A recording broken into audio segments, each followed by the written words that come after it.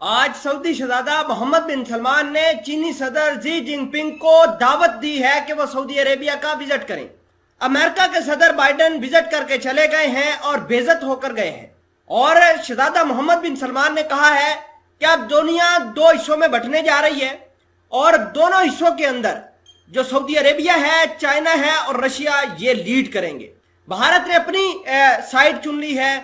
Pakistan China की side में, Russia की साइड में चला गया। भले ही पाकिस्तान के अंदर अभी पपेट बैठे हुए हैं, ये इंशाल्लाह कुछ अरसे बाद ये भी निकल जाएंगे।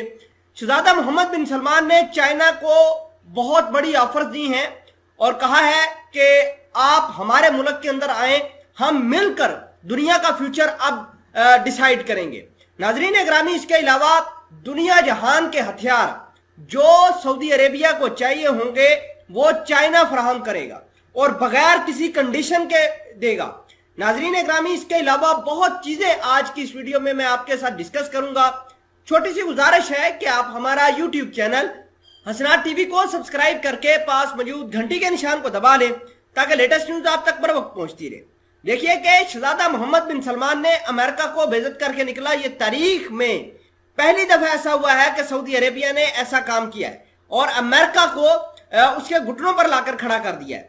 और सऊदी अरेबिया ने कहा है कि मामला जो भी होंगे रशिया और सऊदी अरेबिया तय करेंगे कि तेल की सिमत किस तरफ जाएगा, तेल की प्राइसेस ऊपर रहेंगी नीचे, और अमेरिका को किस तरीके से टैकल करना है तेल के मामले में। ये सारी चीजें शहजादा मोहम्मद बिन सलमान और रूसी सदर व्लादिमीर पुतिन तय करेंगे।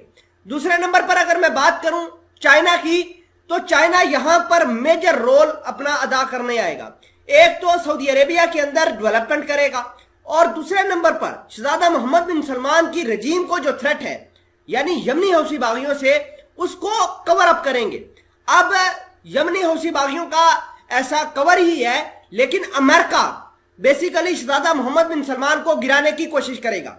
अब लड़ाई होगी अमेरिका की और शहजादा मोहम्मद बिन सलमान की, और चाइना अमेरिका को टैकल करने के लिए चाइना सऊदी अरेबिया को हथियार देगा।